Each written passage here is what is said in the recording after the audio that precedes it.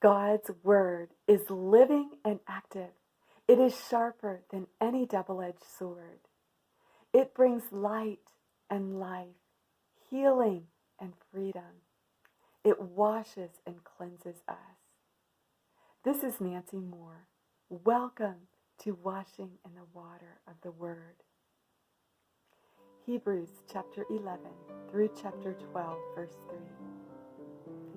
Now faith is being sure of what we hope for and certain of what we do not see.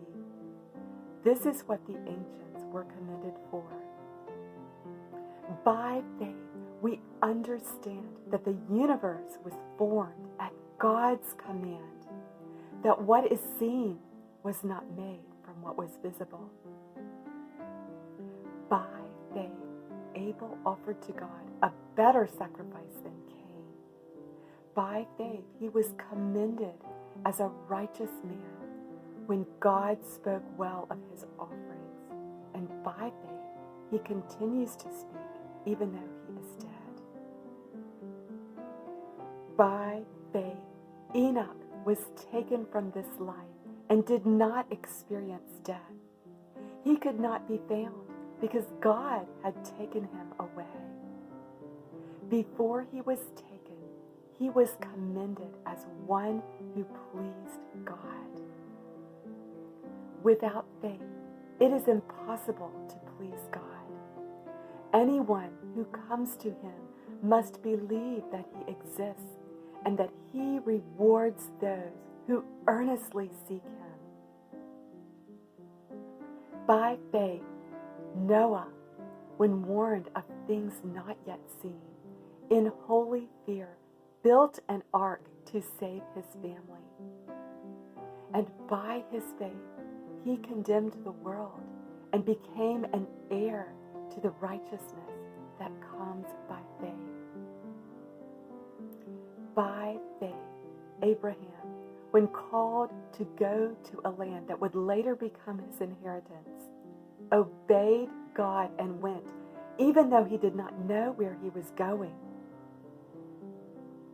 By faith, he made his home in the promised land, living like a stranger in a foreign country in tents, as did Isaac and Jacob, who were also heirs to the same promise.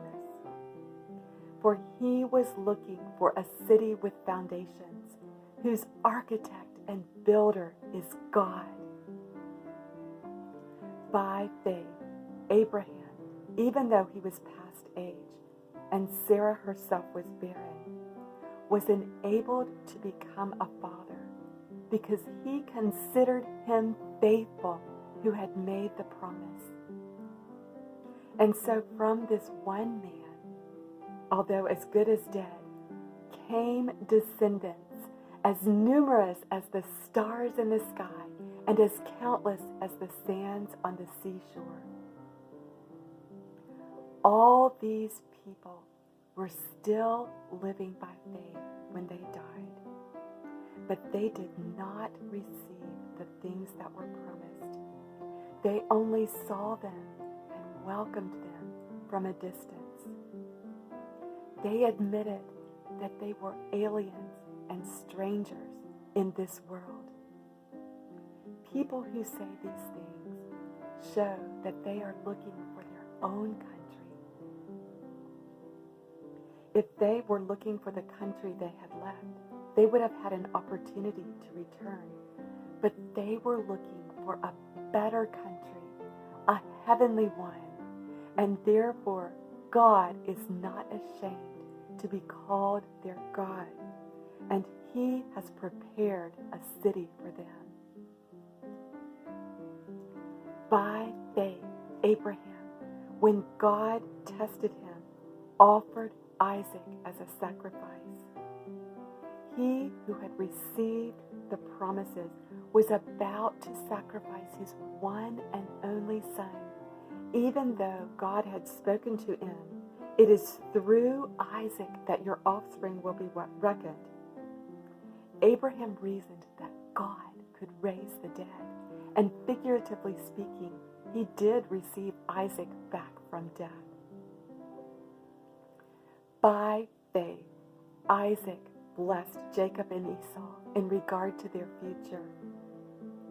By faith, Jacob, when he was dying, blessed each of Joseph's sons and worshipped as he leaned on his staff.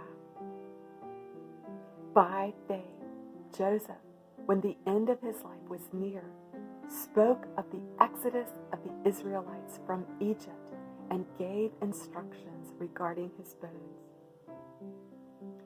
By faith, Moses' parents hid him for 3 months after he was born because they saw that this was no ordinary child and they were not afraid of the king's edict.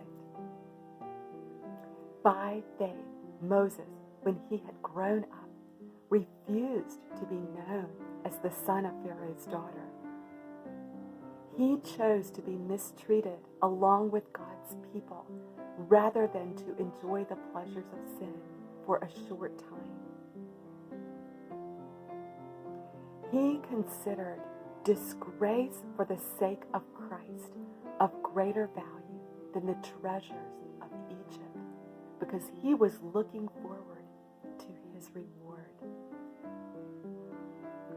By faith, he left Egypt, not fearing the king's anger, because he saw him who is invisible. By faith, he kept the Passover and the sprinkling of blood, so that the destroyer of the firstborn would not touch the firstborn of the Israelites. By faith, the people passed through the Red Sea on dry ground, and when the Egyptians tried to do so, they were drowned. By faith, the walls of Jericho fell after the Israelites marched around them for 7 days. By faith, the prostitute Rahab, because she had welcomed the spies, was not killed with those who were disobedient.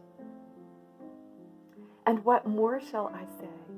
I do not have time to tell about Gideon and Barak, Samson, Jephthah, David, Samuel, and the prophets, who through faith conquered kingdoms, administered justice, and gained what was promised, who shut the mouths of lions, who quenched the fury of the flames, and escaped the edge of the sword, whose weakness was turned to strength, and who became powerful in battle and routed foreign armies. Women received back their dead, raised to life again. Others were tortured and refused to be released that they might gain a better resurrection. Some faced jeers and flogging. Still others were chained and put into prison.